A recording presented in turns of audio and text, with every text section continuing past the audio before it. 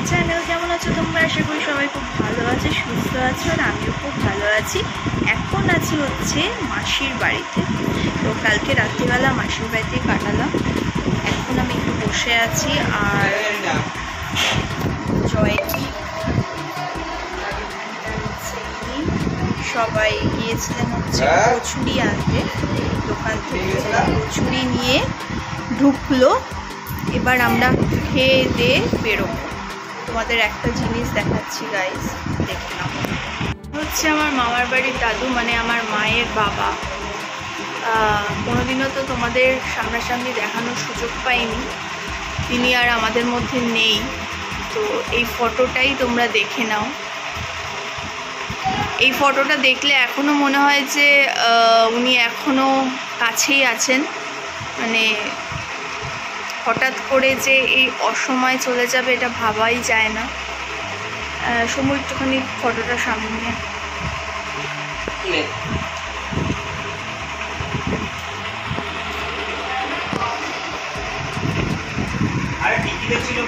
এই দেখো,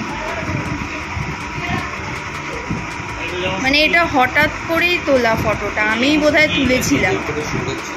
দেখতে কিন্তু ভালোই ছিল। আর মনে হয় ছোটবেলা থেকে যাওয়ার জায়গা বলতে এই মামার বাড়ি। আর মনে আছে যে দাদু শুধু ফোন করে ডাকতো যে কিরে কবে আসবি, মানে মাসের মধ্যে আমরা 2-3 বার মামার বাড়ি যেতামই।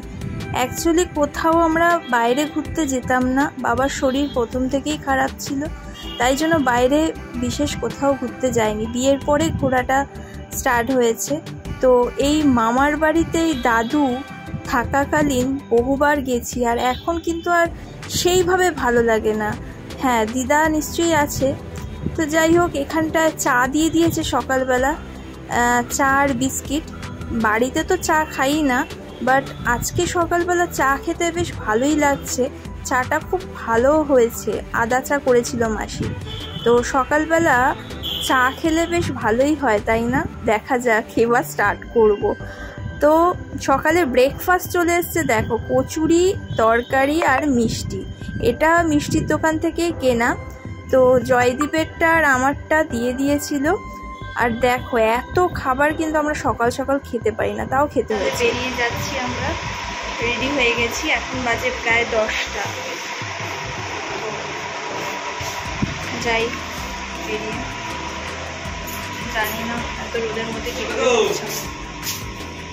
তোমাদের তো বলাই হয়নি যে মাও কিন্তু গিয়েছিল মামার বাড়িতে।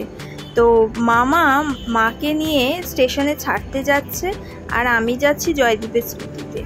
তো রাস্তাঘাট আর চারপাশটা বেশ সুন্দর দৃশ্য লাগছে, চারিদিকে সবুজ আর সবুজ। অ্যাকচুয়ালি কলকাতা শহরে তো এই সবুজ জিনিসটা উঠেই গেছে, মানে গাছপালা তো নেই বললেই চলে। এত সুন্দর অক্সিজেন পেতে হলে গ্রামে কিন্তু মাঝে মাঝে ট্যুর দিতেই হয়। আর এইখানে ও কিন্তু আমাদের সঙ্গে যাচ্ছে, ও হচ্ছে ছোটো মাসির ছেলে।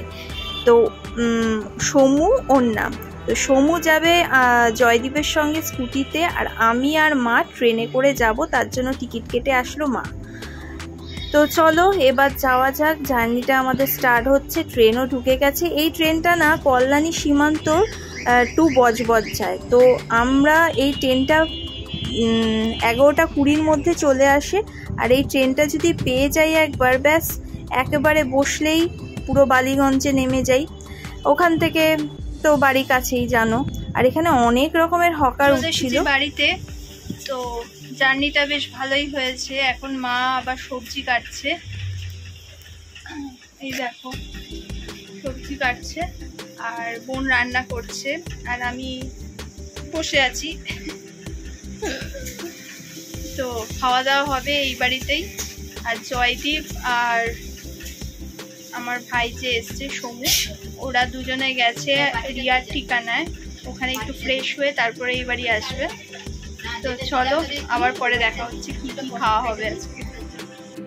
আজকে দেখো লাঞ্চে কি কি হয়েছে। ডাল শুকনো হয়েছে, এটা কাকরোল ভাজা হয়েছে, পটল ভাজা হয়েছে, আর হয়েছে হচ্ছে ডিমের লাল লাল কষা কষা ঝোল। তো এই ছিল আজকে লাঞ্চ। এরপরে যাচ্ছি হচ্ছে কসবার বাড়িতে। গিয়ে একটু ঘুমাতে হবে, না হলে শরীর আর দেবে না। আর যাওয়ার পথে না একটু আইসক্রিম কিনে নিয়েছিলাম, এইটা এসে খেলাম কসবার বাড়িতে। এই ছিল সারাদিনের কাহিনী। কেমন লাগলো ব্লগটা জানাতে ভুলো না। বাই।